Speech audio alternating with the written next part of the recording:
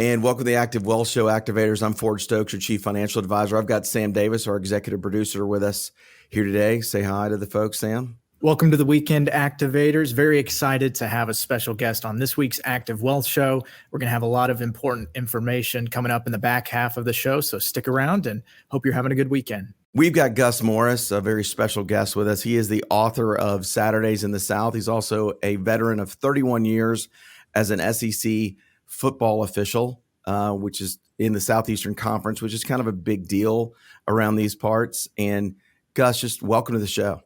Well, I appreciate you having me on. Hope y'all are doing well today.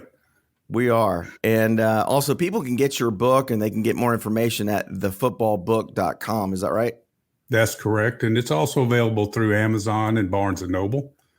Yeah. So if you're looking to get this great book that's got all these kind of great stories over 31 years of Gus officiating in the Southeastern Conference, I would encourage you to check out Saturdays in the South on Amazon and Barnes & Noble.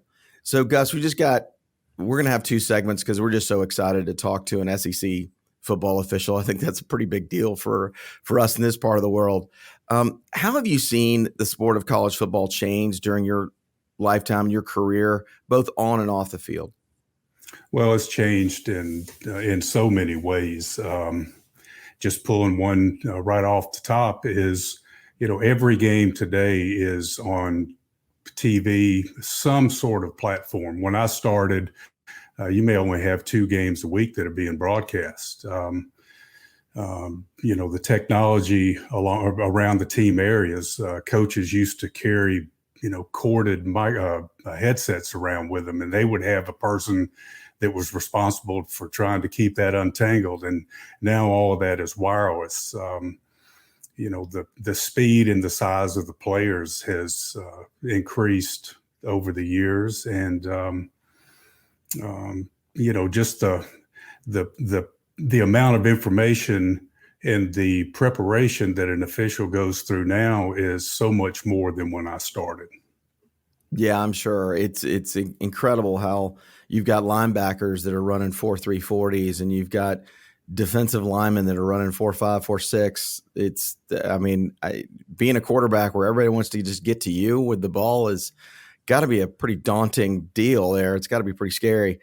Most football fans, Gus, don't really appreciate the challenge of officiating a game. I know I don't. I always want to cheer for my team.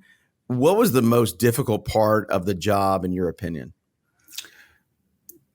Probably meeting the expectations of my, my peers on the field. When I started, I was working with veteran officials, and I felt competent about what I was going out to do, but I was really anxious about meeting those expectations of the veterans that I was working with. I was fortunate enough that I think I kept things in perspective, and I did it really for, something to do, something to stay active. I went out there to do the very best job that I could do, but there's a tremendous amount of, again, preparation that goes into being able to go out during a game and execute properly. And then you go through the debriefing aspect of it after the game. But there's just an awful lot that goes into it. And that's one of the reasons that I wrote the book. I wanted to kind of pull back the curtains of what an actual, Power 5 official goes through, what their life is like, what we do, so that people will, understand, because the average fan has no idea where the officials come from, what they do, outside of, Saturday afternoons, and what all is involved in, just getting to a game site. No, I'm sure. You said something very remarkable there. I'm going to let Sam jump in and ask the next question, but you said it was just something to do. That's something else, that you're going to be sitting on a field making calls that make determinations on the outcome of a game. And there's 90,000, or if you're sitting there in Neyland Stadium, there's over 100,000 fans in the stadium, or you're in Tuscaloosa, there's 90,000 fans. Sanford Stadium over in Athens, there's 90,000 plus. And in Auburn, there's 87,000 plus. And Florida Field in the Swamp, it's crazy amounts of fans as well. That's something remarkable. I just wanted something to do, so I'm going to go ahead and be an SEC official. Holy cow, that is going on the next level there, Gus. I mean, I understand what you're saying, but, if you look back on your playing days, no matter, what you were doing, once the game started, all that kind of went away as far as the fans and the size of the stadium, because it really isn't official. There's so much stuff going on. We're managing the game. And, it's something as simple as making sure you got the right team's football in there, how to, execute a measurement so that you don't, mess it up on TV and, and then get noticed and, doing something like that. But when I got out of college, I was, playing softball, and it was great and had a good time. And then I moved back to Atlanta to go to graduate school at Georgia Tech and started playing softball again. And it just was not enjoyable. So I got into officiating, and it was, 7th and 8th grade games and junior varsity games. And I really, really enjoyed it. I understood the game. I struggled learning the rules, but once I kind of got a grip on that, I still enjoyed going out there and working with the other guys and being a part of something that was so much bigger than myself. But I kept that approach throughout my entire career, where I wasn't, looking to move up to the NFL. I would have gone. I would have considered going if they had contacted me. Sure. But I had a fabulous time. And having written this book, as I was writing these stories and I started, accumulating a pretty thick stack of papers, I would sit back and think to myself, I've had a pretty good life as far as officiating.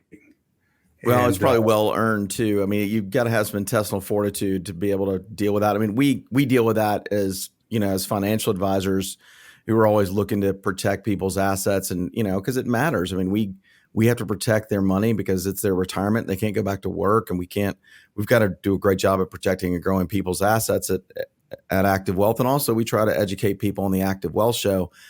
It's not, I guess, not too dissimilar, but we're not at the bottom of a field, sitting there on a field at the bottom of 90,000 fans around us in that cavern that is, it's just a sea of humanity. It is remarkable. And your intestinal fortitude is something else that probably makes the book even more intriguing as well. Sam, I'm going to go ahead and let you ask the next question. Yeah, Gus, we've got just 2 or 3 minutes left in this first segment. We're excited that you're going to stick around for segment 2 of the show. We were talking before we got started here on the radio show today. I grew up in the Midwest in Kansas, where when you were talking football, you were talking the Kansas City Chiefs, NFL football, at that time, the St. Louis Rams or the Dallas Cowboys, maybe the Denver Broncos. But it was amazing to me when I moved to the South in 2017, how much college football is embedded into the culture down here, especially, those fans that enjoy SEC football. So of all the great traditions in the Southeastern Conference, which one was your favorite to experience as an official? Well, each school has their own unique traditions, no doubt, but there's something about looking up at a perfectly blue sky without a cloud in it. And when they fly that eagle down at Auburn and he really soars, he doesn't come right in on the bait and, hit the field. But when he soars, it's really something to behold how well trained that animal is. But there's other traditions as well. When they used to at Florida, when they had the real Mr. Two Bits, that was something that got people fired up. When I've been there at that one, and it is remarkable to hear how loud and how much noise he could make just by putting a hand up to one side of the stands. It is remarkable. Yep. Texas A&M has a lot of tradition and was a great fit into the SEC when they joined. But each school has their own, really unique traditions that are very special, and that's what makes part of the Southeastern Conference, or that's what makes the Southeastern Conference what it is. Yeah, one of those traditions, having lived in Atlanta and seeing also UGA and that tradition of Uga on the field, and seeing him, whether he's going after an Auburn player or going after Bevo at a Sugar Bowl, being that junkyard dog, it's always pretty neat. It's always funny to see Uga sitting on a bag of ice so he can get cool. That's right. But also at Georgia, before the game starts, they have a bugle player in the southwest corner of the stadium that's pretty inspiring as well. Yeah, I agree. So everybody in that stadium is turning and looking at that guy, and he's probably hoping he doesn't, miss a note while he's up there. I'm sure. Yeah, it's we've got just a ton of Georgia fans who are listening, also Auburn fans as well, and Sure. and just throughout the whole Southeastern Conference, because Atlanta's kind of that Southeastern and the SEC and ACC melting pot here. I think Atlanta adds like 200,000 people a year to the city just from graduations from across the South, where people come back looking for jobs. And we work with a lot of those people now at the end of their career. So we try to help protect and grow their wealth. Just make sure you go out and pick up that book, Saturdays in the South, at Barnes & Noble or on Amazon. We come back from the break. We're going to have more from Gus Morris, the author of Saturdays in the South. And welcome back to the Active Wealth Show, Activators. I'm Forge Stokes, your Chief Financial Advisor. Also, if you've got questions on how you can better protect and grow your wealth, I'd encourage you to just check us out at activewealth.com. You can click that schedule a consultation button in the upper right corner, and we're happy to work with you. We'll give you a free portfolio analysis and a free financial plan to your 95th birthday with absolutely no charge and at no cost to you, because we want to help you make an informed financial decision. And talking about, making informed financial decisions, but also really just doing the next level thing in your career. We've got Gus Morris back with us here talking about his book, Saturdays in the South. And it's interesting, Gus, that you said, I just needed something to do. So I'm going to go ahead and be a SEC official. And you started from, like a lot of people's careers, you started from the ground up working, 7th and 8th grade football games all the way to the SEC. That is quite a climb, sir. During your 31-year career as an SEC official, I just got to ask you, who were some of the most difficult coaches you dealt with? Who was your favorite? Any really crazy tough stories? Any things that people may or may not know, and things that might even be one story that might even be in the book, in your book, Saturdays in the South, that's available on Barnes & Noble and on Amazon. Just any of those coaches that were a little bit tougher, and any cool stories you could tell us. And also just at the end, just make sure you give us who your favorite coach was, Gus. Well, so I do have some stories in the book about coaches. As I finished my career, I totaled 102 coaches that I worked with, 102 head coaches in the SEC during my 31-year career. Now that does include some interim head coaches, but that's quite a list of guys that I had had a chance to work with. It shows that turnover is real in the SEC at the head coaching position. Absolutely, it's real. And so, at the beginning of my career, coaches would lean on you a little bit. They would try to intimidate you while you were out there, and you would make a call, and you'd hear from the coaches that if you make another call like that, you're never going to work another game here, and that sort of thing. And because in the beginning of my career, coaches had input on your ranking. Now I'm told that they don't, and I don't think they do. But so after I got a little more comfortable and got some years under my belt, coach would say something similar to that again, and you wouldn't say it to them, but you would think to yourself, if you don't start winning, you're not going to be coaching here much longer. Right. Sure. But I had the opportunity to work with some really, really good coaches and interesting coaches, just not in any particular order, but, Hal Mummy at Kentucky had Mike Leach working for him, and they were throwing the football around all over the place. Crazy innovative for sure. Just way ahead of their time, and didn't have a whole lot of talent up there compared to the rest of the league, but they were making a lot of noise and winning some games and beating some teams that they probably should not have beaten. Probably my favorite coach throughout my career was Les Miles down at LSU.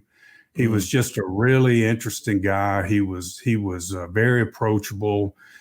He was really humble, and he treated you. He knew the difficult situation that we were in, and even if a call went against him, he treated you with a lot of respect. There was a coach down, probably the most difficult coach that I worked with was, I think it was at Florida International. Carl Pelini. It was Bo Pelini's brother. He got the best of me at Alabama one day. He distracted me right before a snap, and I missed a false start. And he took great pride in doing that, and I gave him credit for it. But after that, I just shut him down and didn't have any more interaction with him the rest of the game. But he's the one coach that did pull me off my game one time. One time in 31 years isn't too bad, Gus. Well, I made some other bad calls, don't get me wrong, but I mean, as far as that, I mean, I will always remember that. I let him get to me, and I should not have done that. But the one thing that I will say about working with these coaches, these guys are at the top of their profession, and they are so good at what they do. I was an official that went into the team area during timeouts. I wasn't intimidated by the coaches. I'd go in and, go get water or something like that. And to be able to watch these guys do what they do, I learned a tremendous amount from them dealing with, that I could use in my own businesses. And I got paid to do it while I was out there learning from them. Well, that's kind of comes the profit from being in the arena, I guess. I mean, you deserve it, because that is, you almost deserve combat pay. I mean, that is quite the arena to be officiating in my opinion. I've been out there in heat and driving rain and sleet and everything in between. And, but then you have those perfect days where it's 65 degrees and not a cloud in the sky. Right. Gus, we've still got, as of now, like 4 months until football season gets going again. So I think people should definitely head over to thefootballbook.com. I'm excited to dive into this to kind of hold me over during the dog days of summer, get some college football stories. What's a story maybe you have about, possibly getting injured on the field during a game? Well, I took 5 big shots during my career. The first one was down at LSU. I don't know what his name is, but it was number 55. And he hit me in the chest with the top of his helmet like a missile. And I went down, but I gathered myself up. I was a lot younger back then, so I was a little more resilient. But I took a hit in 2013 when Vanderbilt was playing at South Carolina. And I got caught on the sideline. The chain crew guy who was supposed to put the equipment down and get out of the way didn't. And the defensive back for Vanderbilt stepped right on top of my right foot and buried the cleats into the ground, and I couldn't move. And they hit me. They started hitting me at about my waist, and it went up towards my chest. And the first thing, that really hit was the back of my head. And I was done. I remember coming to a few minutes later, didn't really know where I was. They carted me off the field, but South Carolina really, really took care of me. They stayed with me all night, but it took me about 9 months to get over that hit. Oh my gosh. I told myself that if I'd ever taken another hit like that, I was done. I just don't think that the human body can, take too many. Yeah, when they have armor on and you don't, it's a problem. Yeah. Especially when they're crazy that's fast. Really the last thing I remember is, this is going to be bad. And then, so anyway, it was, you do, but officiating has kind of changed too. We used to work out on the field in close proximity to the players, and we did a lot of movement. We'd move downfield on the, right at the snap and stuff. And now the officials are, on the sidelines. They're not moving as much, so they let things, develop, and then they kind of chase the play. we were more involved in the play, as far as the runner going downfield and that sort of thing. So they've changed, and again, it's a result of the players getting bigger and faster. Yeah, it makes sense. You talk about getting taken care of by the South Carolina folks when you got after that hit. You also had an interesting story that you shared with us before we started talking here today about what the student managers did at Georgia, and also what the sons of the coaches at Georgia did to take care of you. I thought that was a remarkable story. Also, super smart as well. Can you just share a little bit about that experience? Yeah. So each official, during a break, the home teams are responsible for making sure the officials are taken care of, that we're watered down, that we need anything during those breaks that occurred during the game. And usually, there's student managers that do that. But at Georgia, and they've been doing it for years and years, they actually have, the sons of the coaches. And, these little guys some of them are, 7, 8 years old, on up to about 12, I think is probably as old as they get. Mm-hmm. And they'll congregate like just outside the team area. And when there's a natural break in the game, a TV timeout or a team timeout or, an injury or something like that, they're like shot out of a cannon. They had come running onto the field in all different directions, and each little guy has a particular official that they take care of throughout the entire game. So you get to, kind of build a little relationship with these guys. And I enjoyed talking to them. At first part of the game, they'd be intimidated by you. But if you drop down on a knee and you extended your hand and introduced yourself to them and, ask them to have a girlfriend or something like that, they would kind of loosen up. And it was really a neat experience. And I give Georgia a lot of credit for doing that. I wish we had more time. Thank you so much for being on the Active Wealth Show. We wish you all the best with your book, Saturdays in the South. We encourage everybody to go get that book at Barnes & Noble or on Amazon. And Gus, again, thanks for being with us here on the Active Wealth Show. Well, thanks for inviting me, and good luck to you. And I hope you guys have a great rest of the day. You bet. All the best. When we come back from the break, we're going to talk more about how you can build a smart retirement plan right here on the Active Wealth Show. The one thing I would say too, on the business skills that I wanted to ask is your emotional intelligence compared to everybody else, where people react and show their emotions. You don't. Obviously, as official, you can't. It is remarkable, that emotional intelligence. I'm sure it really has helped you through your career as well. Well, it really did. It came to understand while I was officiating that, these coaches are even though they're making the kind of money that they're making, they're under a tremendous amount of pressure. And a lot of times they just need to get it off their chest. And most of them do. And if you let them do that and don't push back, they get it off their chest and they move on. And you just have to listen to them. But that really helped me in my business career, of listening to people and really understanding what their concern is. And once you do that, when you're really good at what you do, you can explain the whole situation to them to where they understand it. Now, there's the minority people, or minority amount of people that no matter what you say or do are gonna, it's just going to be their way or no way. But if you take your time and explain it to them, then, people, and during that explanation period, it kind of diffuses things. It calms them down a little bit. And once you get them to that point, I think all of us can learn, if you don't blow up, then therefore the other powder keg won't blow up too.